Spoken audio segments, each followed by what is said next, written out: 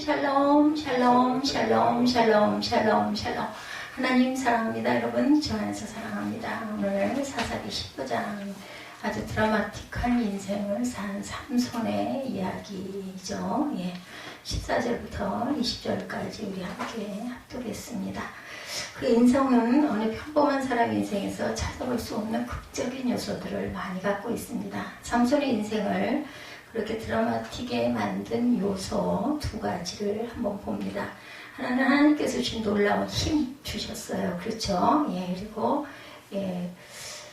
삼손은 마치 그리스 신화에 나오는 헤라클레스를 연상케 하는 남다른 괴력을 발휘합니다. 그래서 영화도 참 많이 나와서 저도 이 영화를 여러 번 봤던 기억이 있습니다. 어린 시절부터.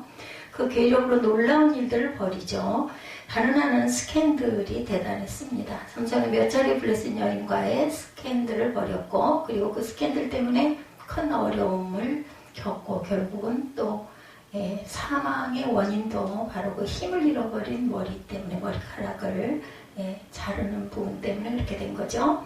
본문 이야기에도 두 가지 드라마적인 요소가 얽히고 섞여서 극적인 장면을 연출합니다. 본문 내용 여러분들 잘 아시는 이야기여서 제가 앞부분은 읽지 않았습니다. 삼손이 딥나라는 곳에 한 블레셋 여인을 마음에 품죠. 부모의 반대를 무릅쓰고 결혼하기로 합니다. 그때 성경에는 이것이 하나님이 시키신 일이다라고 증거가 되어 있었죠. 결국 삼손이 부모를 설득해서 함께 딥나라가 결혼잔치를 열게 됩니다. 삼손이 결혼잔치에 참석한 사람들에게 내기 수수께끼를 내죠. 근데 아내들 여인의 배신으로 수수께끼에 져요. 계속 답을 가르쳐달라고 졸라서 이 핑계에 저 핑계 대다 보니 나중에는 할 수 없이 알려줘가지고 결국은 옷에 30벌을 물어내는 그러한 일을 겪죠.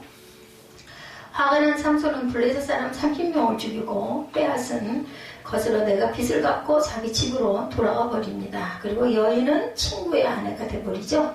이때 이 여인의 부모는 삼손이 자기 딸을 버렸다고 생각을 했어요. 그래서 다른 남자에게 이 여인을 그만 아내로 주고 말죠.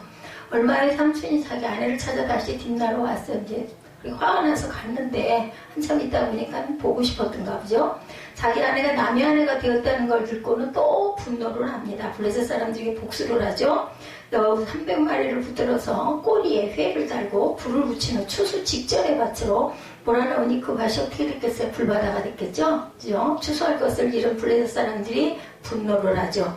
이제 블레셋 사람들이 분풀이로 유다를 침공해서 레히의 진을 차요. 레히라는 곳에 두려울 떨던 유다 사람들이 블레셋을 침공한 이유를 알게 되고 삼손을 결박해서 블레셋 사람에게 넘겨줍니다. 이것 때문에 이랬구나, 이걸 알게 된 거죠. 이제 삼손이 놀라운 힘으로 결박을 풀고 나귀 톳뼈 하나를 가지고 그것으로 블레셋 사람 몇 명? 1000명을 죽이죠. 그의 삼손은 그곳 이름을 라맛 레히다 이렇게 이름을 붙여서 불렀어요.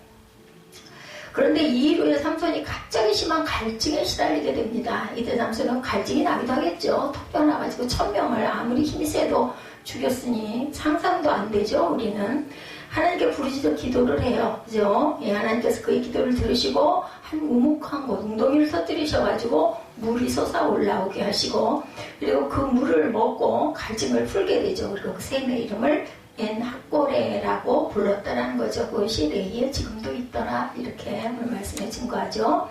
이야기는 어떻게 보면 전설 같기도 하고 신화 같기도 합니다. 그렇지만 이 이야기는 하나님께서 특별한 시기에 특별한 사람들을 통해 특별한 방법으로 하나님의 백성을 구원하신다라는 이야기입니다. 그래서 평범한 그리스도인들의 삶 속에 일어나지 않고 또 일어날 수도 없는 이야기죠. 그러면 우리는 이 이야기를 어떻게 해석을 하고 읽어가야 할까? 그래서 전설로 아니면 어린이들이 읽는 동화 아니면 위인전의 영웅담처럼 우리가 읽어야 할까? 그렇지 않죠. 우리는 이야기를 말하고자 하는 하나님을 보아야 합니다. 하나님께서 하나님의 백성들을 구원하시는 모습이에요. 그 모습이 바로 하나님께서 하나님의 백성에게 베푸시는 은혜를 우리 또한 발견하고 느껴야 합니다. 이야기 속에 나오는 엔하꼬레라는 말에 한번 주목해보죠. 이 이름은 누가 지었어요? 삼손이 지은 샘의 이름이에요. 그리고 이 이름은 N과 플러스 하꼬레라는 두 단어가 합쳐진 합성어입니다. 여기서 N이라는 말은 솟아나는 우물, 샘이라는 뜻을 갖고 있죠. 그리고 하꼬레는 부르짖는 사람이라는 뜻입니다. 샘을 부르짖었어요. 물을 달라고 부르짖은 거죠. 그러니까 엔하꼬레라는 말은 부르짖는 사람의 샘이다. 부르짖었더니 거기서 샘이 터져 나와서 엔하꼬레다. 부르짖는 사람의 샘. 이 엔하꼬레라는 것은 삼손에게는 자체로 하나님의 은혜죠. 이 물을 누구에게 주셔요? 누구에게? 여러분들 답을 좀 한번 해보세요. 열심히 빌기만 하지 마시고, 엔하꼬레를 누구에게 주십니까? 네, 집사님. 누구에게 주신 거예요, 지금? 삼손에게 왜 주셨어요? 부르짖는 사람에게. 그러니까 여러분들 생각으로 뭐 그런다고 이런 일이 일어나겠어 하면 절대로 안 일어나요. 근데 이런 걸 부르짖으면 확실하게 하나님께서는 주신다라는 것을 성경에서 말씀하고 있는 거예요. 재미있는 삼손 이야기를 통해서 우리 꼬마 때부터 이런 거 굉장히 많이 만화로 우리 또 성경 그 공부할 때도 많이 이거 보여줬었죠, 영상으로. 이거는 엔하꼬레라 하면은 부르짖는 사람의 샘. 그러니까 여러분도 저도 주인공이 될 수 있어요. 어떻게 할 때? 부르짖을 때. 뭐라 그러세요? 부르짖으라 내가 응답하리니 말씀하셨거든요. 그래서 부르짖으라는 응답의 은혜를 말씀하시는 겁니다. 삼손이 엔하꼬레를 통해 받은 은혜를 한번 보죠. 응답의 은혜. 무엇보다 삼손이 엔하꼬레를 통해 받은 은혜는 응답의 은혜였어요. 뭐가 터졌어요? 물이 터져서 너무 목이 말라. 1000명을 죽이고 나니까 정말 입에 침이 하나도 없었을 것 같아요. 여러분들 한번 목말라 보셨어요? 목마르면 정말 죽겠더라고요. 그 물 한 모금 먹었을 때 얼마나 그 갈증이 시원하게 해소가 되는지 18, 9절 오늘 본문의 중심이기도 하죠. 삼손이 심히 목이 말라 야훼에게 부르짖었더니 주께서 종의 손을 통하여 이 큰 구원을 베푸셨사오니라고 말씀합니다. 예, 이제는 지금은 은혜 받을 만한 때요, 구원의 때라고 말씀하세요. 바로 이때 코로나 바이러스 19가 이렇게 극악을, 그래도 조금 요즘은 좀 숨이 좀 죽은 것 같죠. 추석 명절 뭐 그 증후군도 특별히 뭔가 많이 뜨지는 않는 것 같습니다. 이것이 바로 구원의 해예요. 이럴 때가, 우리는 이럴 때일수록 고난 중에 우리가 하나님께서 은혜를 베푸시는 그 은혜, 뭐 할 때? 부르짖어 기도할 때입니다. 이렇게 생각합니다. 정말 위기 때가 바로 나에게 큰 구원이 올 때라는 거 잊지 마시기 바랍니다. 내가 이제 목말라 죽어 할례받지 못한 자들의 손에 이제 죽겠나이다 하고 부르짖었더니, 그죠? 하나님이 레이리에서 우묵한 곳을 터뜨리시니 거기서 물이 있어서 나오는지라 삼손이 그것을 마시고 정신이 회복되어 소생합니다. 여러분들 얼른 생각나는 사람 하나 없으세요? 저는 엘리야가 생각이 나요. 그죠? 예. 아주 나는 이제 죽겠으니 나를 그냥 아주 죽여주시옵소서 하고 부르짖었더니 천사가 와가지고 떡과 물을 가지고 와서 먹이고 자고 로뎀나무 아래서 결국 그래서 엘리야가 소생을 하죠. 여기서도 소생했다. 예, 그 정신이 회복되어 소생했다. 부르짖었을 때 구원이 임했다라는 거예요. 잊지 마시기 바랍니다. 삼손이 목이 말라 고통 중에 하나님께 기도했더니 하나님께서 삼손의 기도를 들으시고 바로 샘을 터지게 하셔서 삼손의 갈증을 해소해 주셨다라는 겁니다. 다시 말하면 하나님께서는 삼손의 기도에 즉각적으로 응답하셨다라는 거예요. 저는 나름대로 이렇게 설교를 하고 이런 예배를 드려본 게 아마 올해로 처음인 것 같아요. 새벽 예배에서 제가 은혜를 특별히 받은 부분들만 뽑아서 여러분들에게, 그러니까 우리 블로그를 모두가 그렇게 열심히 보시는 분이 많지는 않겠지만 보시는 분들은 아마 이거 새벽 예배에 있던 건데 라고 얘기들 하실 수 있어요. 어떨 때는 제목이 좀 다르기도 하고 내용이 좀 다르기도 하지만 대개는 똑같은, 왜냐면 제가 은혜를 받다 보니까 우리 성도님들하고 함께 좀 나눠보고 싶고 특별히 조금 꼭 전달하고 싶다 였던 것들만 제가 지금 구약 부분들을 조금씩, 원래 우리 지금 누가복음 나가고 있잖아요. 아마 다음 주가 누가복음 20장인가가 나가는 것 같아요. 굉장히 오랫동안 오죠. 중간에 이렇게 삽입이 되다 보니까 가면서도 중간에 저는 이 구약을 놓지 못하겠어요. 제가 너무 부족하다 보니까 구약의 그 넓이와 깊이가 참 대단하고 보면 볼수록 그 뭐라고 그래야 되나요? 굉장히 그 진가를 저는 많이 느낍니다. 모르면서도 그렇게 아주 이렇게 매력이 있더라고요. 그래가지고 뭔가 하나를 깨닫고 나면은 혼자 갖고 있기가 너무나 아까워서 나름 제 마음에는 그래서 함께 나누고 싶어가지고, 저는 저에게는 특별합니다. 이 말씀들이 왜냐하면 새롭게 말씀을 드려야 되는데 다시 같이 새벽에 나누지 못한 부분을 함께 다시 하려고 하다 보니까 참 굉장히 감회가 새롭습니다. 그래서 여러분들이 좀 정말 특별한 마음과 사랑으로 열심히 좀 들으시고 느끼시고 그리고 뭔가 깨달으시는 은혜가 있으시기 바라요. 낙골의 은혜는 1차적으로 응답의 은혜다. 제가 말씀드렸죠. 성경에 보면 응답의 은혜에 대한 약속의 말씀이 셀 수 없이 많이 나옵니다. 그리고 또한 여러분들이 조금 좋아하실 수 있는 부분은 뭐냐면요. 새벽 예배는 되게 짧아요. 그러다 보니까 예배가 짧게 끝날 수는 있습니다. 근데 짧고 길고가 중요한 게 아니라 깊이가, 우리 선교사님 저한테 그러시더라고요. 오늘은 설교가 좀 짧을 거예요. 그러면 나중에 뭐라고 그러냐면 뭐 그래도 똑같던데요 라고 얘기를 해요. 제가 다른 얘기를 많이 하나요? 예레미야 33장 3절이죠. 제가 아까도 말씀드린 것처럼 너는 내게 부르짖으라 내가 누구에게 너에게 응답하겠다. 성경의 말씀이 짧은 말씀도요. 단어 하나하나를 보면 한 자마다 은혜가 있어요. 느끼게 되면. 그래서 여러분들 그 성경을 읽을 때 너무 급하게 읽지 마시고 한 개 떠오르거나 할 때는 이제 급하게, 저도 막 읽을 때 빨리 읽지만 사실은 뭐예요? 묵상이라고 그러죠? 제가 전에 한번 묵상에 대한 거 여러분에게 말씀드린 것 같아요. 묵상이라는 건 뭐라고요? 개가 뼈다귀 하나를 놓고 두 발 사이에다 끼고 왜 그 뜯는 거 보셨어요? 저는 많이 봤는데 예, 요즘에는 좀 보기가 드물지만 예전에는 시골집 같은 데 가면은 땅바닥에다가 뭐 갈비 덩어리 하나를 어디선가 주워와가지고 그걸 가지고 진짜 아무것도 없어 보면은 뼈다귀 하나인데 그걸 갖고 긁고 또 긁고 물고 뜯고 그거 가지고 그렇게 하는 걸 제가 보면서 아주 바보같이 뭐가 있다고 저렇게 뜯어대나 했어요.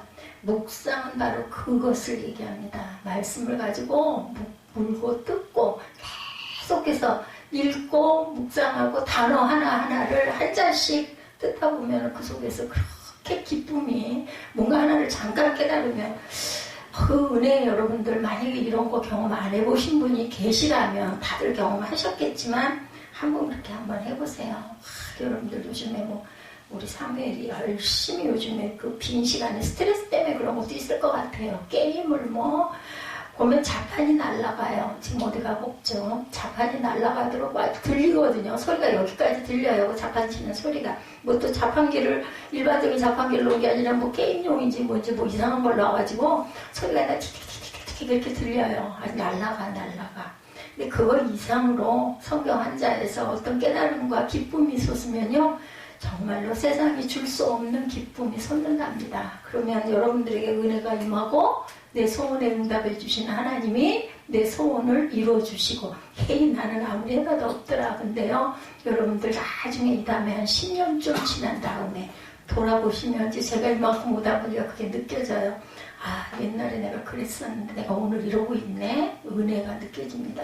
그 속에 들어가시다 보면 예배가 너무너무 기쁘고 시간 가는 줄을 모르게 되고 성경 말씀이 정말 그 말씀이 있죠. 꿀처럼 달고 송이 꿀 같다라는 이야기가 있듯이 그렇게 달고 좋습니다. 그럼 예배 시간이 하나도 지루하지가 않아요. 이건 누구에게나 있을 수 있는 게 아니라 누구에게 부르짖는 자에게 주시는 하나님의 은혜와 축복이고, 하나님은 절대로 공짜가 없으신 하나님이에요. 노력하고 애쓰고 수고하고 구하며 구하는 만큼, 물론 30배, 60배, 100배지만 구하는 것만큼 항상 채워주신 하나님, 공짜가 없으신 하나님입니다. 너는 내게 부르짖으라 내가 내게 응답하겠고 라고 약속하시죠. 그리고 또한 약속이 그대로 이루어진 기도응답 이야기 역시 셀 수 없이 많아요. 그죠? 문제는 이런 약속의 말씀에 대한 믿음이 나의 믿음이 되어야 한다는 거. 그런 게 어딨어 하면은 그런 게 어딨어가 됩니다. 근데 그런 게 여기 있어 하면 여기 있어가 된다는 걸 잊지 마시기 바랍니다. 그리고 이런 응답의 이야기가 나의 이야기이기를 바란다. 천국은 어떤 자의 것이에요? 침노하는 자의 것이야. 대표적인 구약의 사람 누가 있죠? 야곱처럼 막 침노했죠. 장자권 내가 먹을 거야, 내가 받을 거야, 막 팥죽을 팔아가지고라도 그런 부분에 근성이 있는 자에게 하나님께서는 정말로 은혜를 주시고 축복을 주신다라는 거. 그건 역시 내가 노력한다고 꼭 되는 건 아니지만 하나님의 은혜가 임해야 되지만 임하게 하기 위한 노력은 분명히 반드시 필요하다고 저는 생각을 합니다. 가만히 있는 사람에게 와서 하나님 은혜가 임하지는 않아요. 애쓰고 수고하고 노력하고 뭐라 그래요? 예, 힘써 알라 이렇게 얘기하죠. 힘을 써야 해요. 네, 힘을 써야 합니다. 그런 믿음이 생기는 것 은혜고 즉각적인 응답이 주어지는 것도 은혜인데 즉각적이지 않더라도 그렇더라도 이것이 계속 쌓이다 보면 나중에 여러분들이 세월이 지나다 보면 느끼게 됩니다. 아, 내가 그때보다 지금 내가 어떤 모습이다. 저는 정말 그래 기적이 딴 게 기적이 아니다. 뭐 안진뱅이가 일어나는 것만이 기적이 아니라 믿지 않는 자가 믿는 자가 돼서 변화된 모습. 예, 제가 아마 우리 사무엘 나이가 지금 17, 18살 됐으니까 한 15, 16년 전에 있었던 제 배우자의 모습. 예, 오늘과 비교를 하면 기적이 임했구나. 근데 그 답을 주셨거든요. 그렇게 되리라는 답을 주셨어요. 그때는 글쎄 이렇게 될지 몰랐죠. 몰랐지만 분명히 하나님 말씀하셨으니까 아멘 하고 받았고 예, 하나님께 드렸어요. 달라고 하셨기 때문에 드렸는데 새벽 예배 때 저는 주로 새벽 예배에서 은혜를 참 많이 받은 것 같아요. 주산학교회죠. 새벽에 남들은 다 방에서 자는데 저는 그렇게 욕심이 많았어요. 그 욕심이 성전을 그렇게 좋아했고 사모했고 어린 꼬마 때부터 그때도 신학생 때 다른 사람 다 방에서 자는 데는 새벽 성전에 뭐예요? 성가대 그 의자에 누워가지고 앉아가지고 기도하다가 쪼그리고 누워가지고 깜빡 자다가 그러면서 새벽을 맞았는데 거의 밤을 새웠죠. 그랬는데 그때 하나님께서 나타나셔서 예, 감동을 주시고 환상을 보여주셨던 부분이 지금 보니 여지없이 영락없이 이루어졌구나. 제 믿음이 참 약해요. 연약해요. 도대체 이게 뭔가 싶어가지고 주변 사람들에게 그걸 막 얘기를 해도 어느 한 사람 그걸 또렷하게 얘기해주는 사람이 없더라고요. 어쩌면 그 사람들이 쟤는 도대체 뭐야. 저 신학생은 저게 뭐야. 아마 했을 수도 있어요. 그때 거기 목사님이셨죠? 목사님한테 이야기를 해도 그분도 대답을 못하시고 그랬는데 이 응답이구나. 저는 그걸 봤습니다.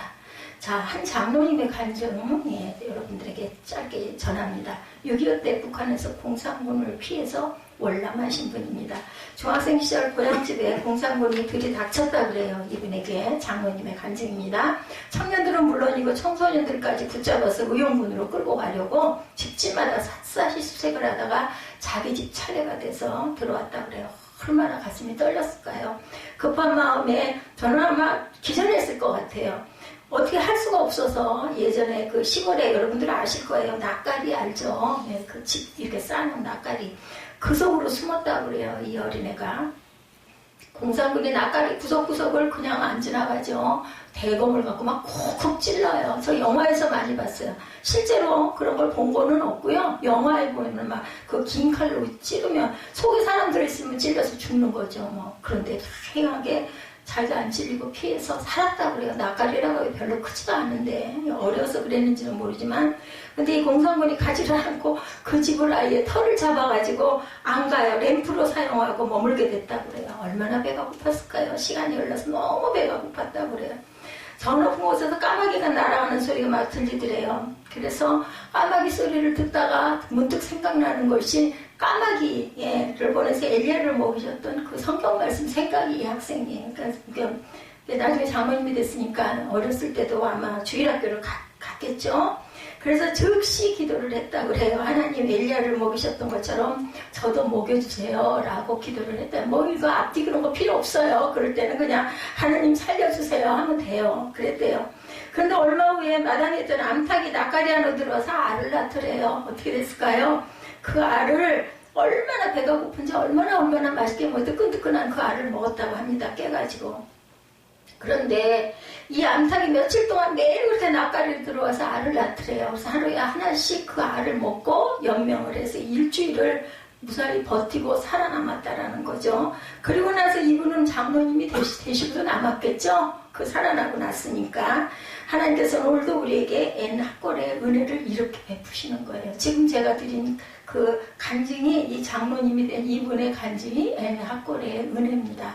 낯가리 안에 암탉이 와가지고 어떻게 묘하게 거기 와서 알을 꼭꼭 낳다 보니까 그 알을 먹고 일주일을 안 죽고 기절 안 하고 살아날 수가 있었다는 거죠. 정말로 금식을 하거나 절식을 할 때는요, 계란 하나만 먹어도 얼마나 눈이 떠지는지 몰라요. 그걸로 버틴 거죠. 그 속에서.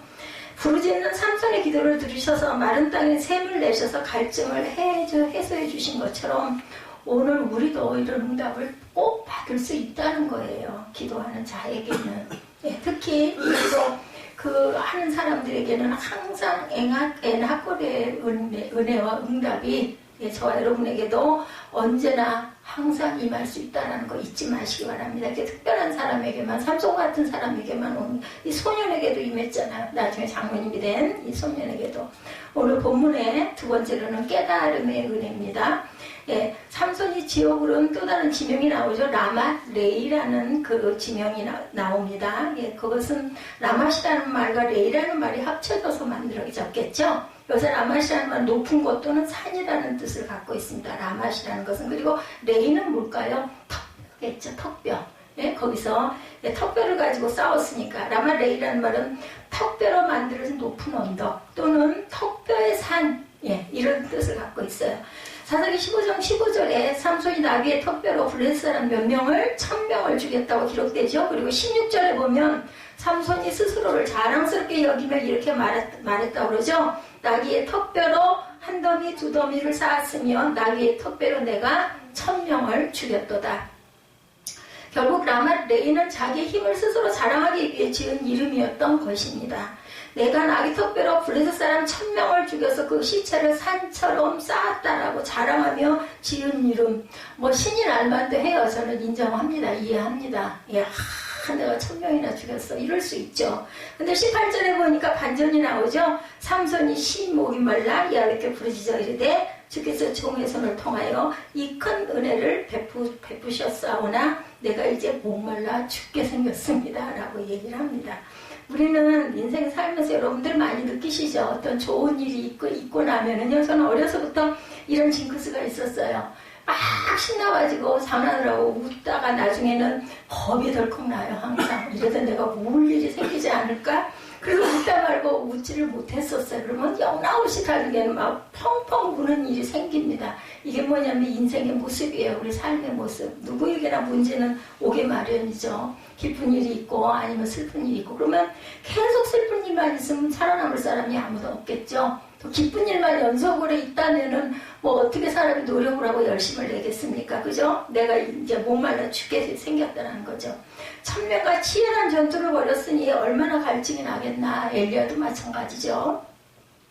그러나 아무리 둘러봐도 주변에는 뭐 물이 없죠. 예, 자칫 이러다가는 내가 갈증으로 죽게 될 것 같다. 사실 삼손은 혼자 1000명과 싸워 이긴 능력의 소유자인데 영웅 중에 영웅인데 언뜻 보면 누가 그리고 무엇이 삼손을 넘어뜨릴 수 없을 것처럼 보이지만 갈증 앞에 무릎을 꿇고 말았어요. 목마른 거 하나 때문에.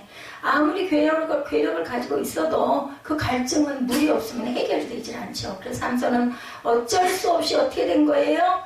부르짖어서 기도할 수밖에 없었어요. 뭐를 내려놓고 내가 1000명이나 죽여서 으쓱으쓱 교만을 내려놓을 수밖에 없었다라는 겁니다. 하나님께서 그 기도를 들으시고 샘을 만들어 주셨어요. 그렇게 정말 아이처럼 부르짖을 때 하나님께서는 반드시 응답을 해주십니다. 그래서 삼손은 하나님께서 만들으신 샘에서 물을 마셔서 갈증을 해결했다. 그리고 그 샘의 이름을 엔하꼬레라, 즉 부르짖는 자의 샘이다, 이렇게 지었다라는 거죠. 엔하꼬레라는 이름은 삼손의 깨달음이 담긴 이름입니다. 무엇을 내려놓은? 그 교만을 내려놓은 깨달음의 샘. 비록 혼자서 자기가 1000명을 물리쳤을지라도 누가 한 거예요? 하나님이 도와주시지 않았더라면은 이 일은 일어날 수가 없다라는 것을 깨달은 거죠. 누구도 그렇게 깨달았어요. 예, 우리 정말로 고난당했던 그러한 그 경우에 하나님께서 깨달음을 주시는 그러한 하나님이라는 것. 그러니까 삼손이 엔하꼬레를 통해서 큰 깨달음을 얻게 된 것이고, 그래서 엔하꼬레의 은혜는 또 하나 깨달음의 은혜라고 할 수가 있었다라는 거죠. 욥이 그렇게 깨달죠. 교만한 부분이 참 많았어요. 그렇게 다른 사람이었고 그렇게 인애와 사랑이 많은 그러한 욥이었지만 나중에 알고 보니 돌아보니 정말 나는 교만의 큰 큰 덩어리였구나라는 것을 알았을 때 하나님께서 새롭게 복을 주시는 것처럼 이 깨달음의 은혜를 통해서 삼손의 삶은 변화가 옵니다. 바로 라만레이의 삶에서 엔하꼬레의 삶으로 변화가 되었다라는 겁니다. 자기 힘만 의지하고 살던 삶에서 철저히 하나님을 의지하는 그런 삶으로 변화가 됩니다.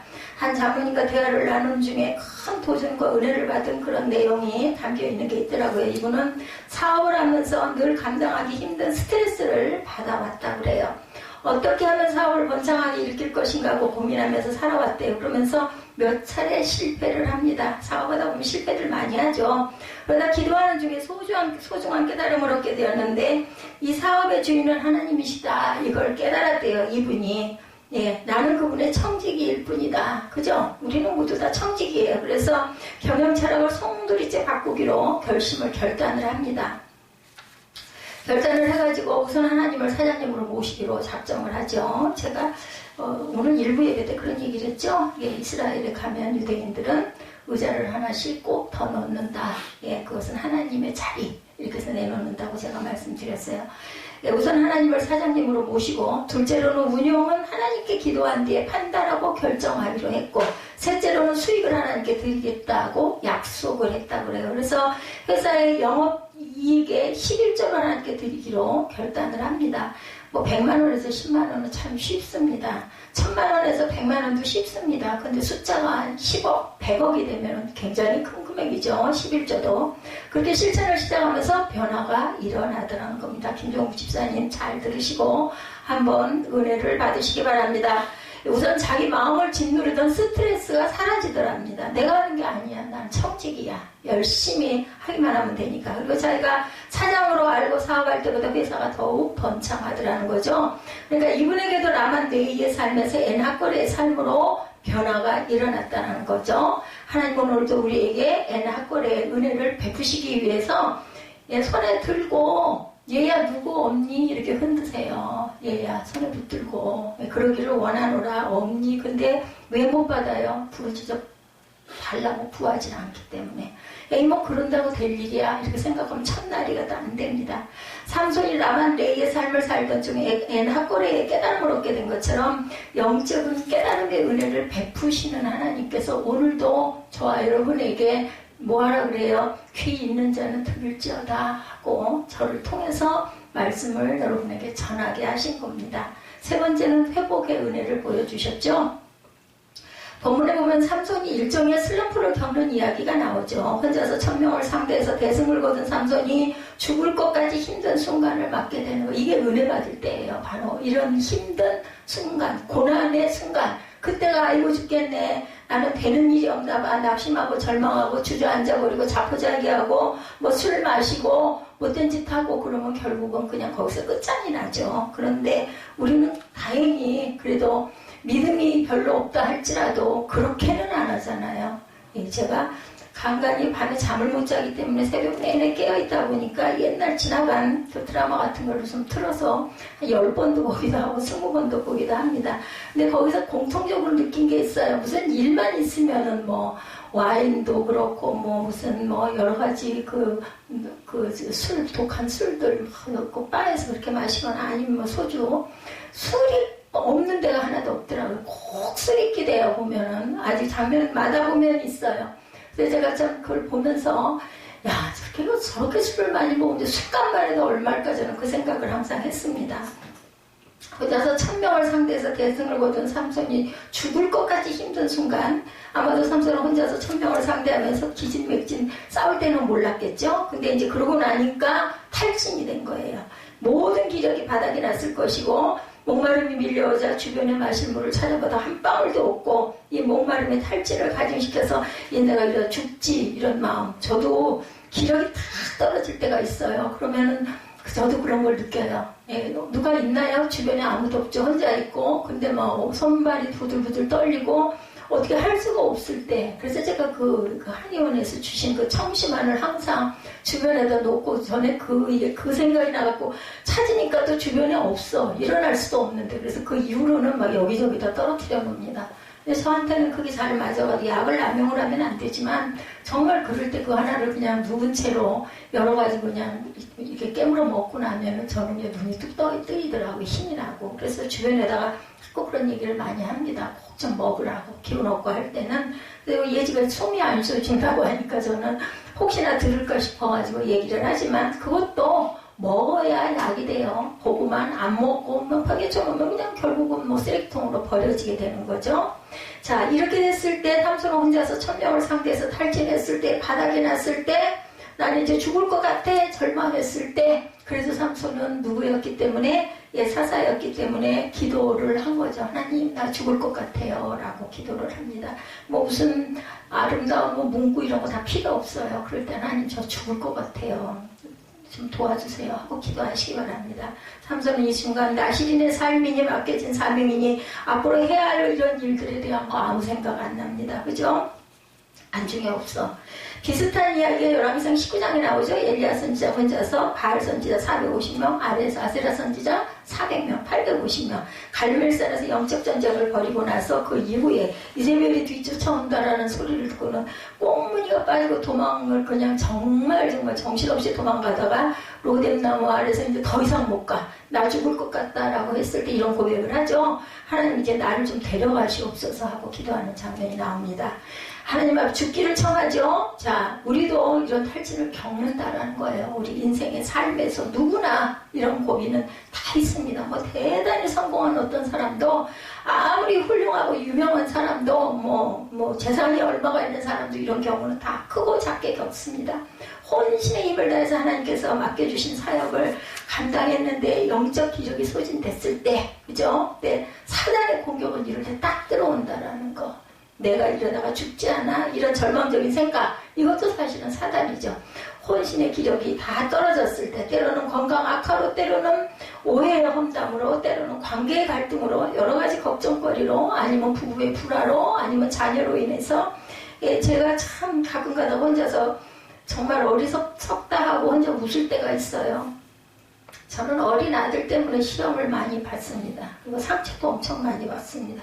너무너무 속이 상해요. 왜냐하면 내가 그렇게 내 혼신의 힘을 다해서 저를 이렇게 사랑하고 생각하고 내 나름으로는 최선을 다해서 그 아이가 편하게 잘 먹을 수 있게 내 환경 안에서 최선을 다하는데 이 자식은 보면 나 생각하는 게 손톱 끝만큼도 없어. 그냥 그죠? 우리 어렸을 때 그런 말 많이 하죠. 코딱지만 하다라는 얘기 많이 해요. 그 끝만큼도 없어요. 그러니까 정말 어쩌면 그럴 수가 있을까? 지 위주로 생각하고 말하고, 내가 말한 거 말 한마디 한마디를 탁 들어서 쓰면서 그렇게 얘기했잖아, 뭐 이런 식으로 얘기할 때 보면 막 배신감에 제가 막 죽을 것 같은 그런, 그냥 눈물이 그냥 막 줄줄 쏟아져요. 그러고 나서 나중에 생각을 하면 참 나도 참 나이가 이 나이가 돼가지고 무슨 그 애를 가지고 이렇게 그걸 극복을 못하고 내가 이 지경인가, 참 종이 돼가지고 너무 부끄럽다라는 생각을 많이 합니다. 근데 너무나도 아프고 정말 상심이 되는 건 사실이죠. 하나님께서 이렇게 탈진 상태에서 어려움을 겪던 삼손에게 애낙골의 은혜를 베푸신 것, 삼손이 그 은혜를 힘입고 다시 일어선 것, 누구도 엘리야도 마찬가지죠. 오늘 본문 20절에 삼손이 이스라엘 사사로 몇 년 동안? 20년 동안 사역을 수행했다. 마지막 절에 이렇게 나오죠. 자, 윤한기 목사님 여러분들 아시죠? 저도 참 이분 잘 압니다. 윤복희 그 권사님이 됐죠. 그분은 윤한기 이분은 목사님이 됐고, 회심하고 목사가 돼서 사역하다 지금 은퇴하셨죠. 이분이 자기 동생 윤복희 씨 이야기를 하는 게 많이 올라와 있습니다. 오래전에 저 듣기도 했고 여러분들도 아마 아실 거예요. 윤복희 씨가 남진 씨와 이혼하고 자기 집에 와 있으면서 밥을 먹지 않고 큰 시름 속에 빠져가지고 일어나지를 못하더라고 합니다. 이러다 이 애가 죽겠구나. 아무리 밥 먹으라고 별별 짓을 다 해도 말을 듣지 않다 보니까 윽박지르기도 하고 달래기도 하고 뭐 맛있는 걸 갖다 놓고 먹으라고 해도 그렇게도 안 먹더래요. 그러던 중에 아내가 금식 기도를 한번 해보는 게 어떻겠느냐라고 얘기를 하더라고 그러죠. 그분 그 고백에 의하면 윤한기 목사님 얘기가, 내가 그때 진짜 엉터리 성도였는데 정말 어쩔 수가 없다 보니까 아이고 그럼 가서 그렇게 얘기하죠. 기도원에 가서 기도나 좀 해볼까. 기도 나아가 나옵니다. 그럴 때는 그래서 3일간 금식을 시작했다고. 절대로 이분은 금식을 못하는 사람이었다고 그래요. 근데 정말 한번 해봐야 되겠다고 갔다 그러죠. 근데 금식 기도 중에 하나님께서 영감을 주셔서 노래를 작곡하게 됐다고 그래요. 거길 가가지고 금식 기도가 끝나자 거짓말처럼 동생이 집에 오니까 밥을 먹고 기력을 회복하고 있더라는 거죠. 자, 얼마나 좀 기뻤을까요, 마음이. 그래서 금식 기도 중에 작곡한 노래를 동생에게 선물로 주었다고 그러죠. 동생이 그 노래를 부르고 다시 회복을 했고, 그 노래가 서울국제가요제에서 대상을 받았죠. 여러분들 잘 아시는 여러분입니다. 예, 제가 이 내용을 전에도 여러분께 듣고 참 은혜를 받고, 가사가 정말 좋죠. 저도 이 노래를 참 좋아했는데 지금은 못 불러요. 네, 가사도 다 잊어버리기도 했지만 이제는 뭐 힘이 없어가지고 노래가 좀 대곡이죠. 네가 만약 괴로울 때면 내가 위로해줄게. 내가 만약 서러울 때면 내가 눈물이 되어주리. 이 노래로 김복희 씨가 회복돼서 다시 일어날 수 있는 계기가 되었다라는 거죠. 예, 내가 너를 위로하고 내가 네 눈물도 되어줄게라고 얘기합니다. 하나님이죠. 그때도 이 노래를 들으면서 이거는 정말 가스펠송이다라는 생각을 했는데 이러한 그 내용이 숨어 있으라는 거죠. 자, 우리가 힘들어 주저앉았을 때, 탈진하고 울고 있을 때, 죽을 것 같은 고통 속에 부르짖을 때 주님은 찾아오셔서 우리 손을 붙잡아 주시는데, 여러분들 이왕이면 꼭 그럴 때는 하나님을 찾으시면서 기도하시면서 뭐 눈을 감고 기도하지 않으셔도 괜찮아요. 하나님을 부르시기 바랍니다. 나는 이제 죽을 거야. 절망하지 마시고 하나님, 저 정말 너무너무 이렇게 힘이 듭니다. 저를 좀 붙들어 주세요. 그랬을 때 여러분에게도 합골의 은혜가 회복될 줄로 믿습니다.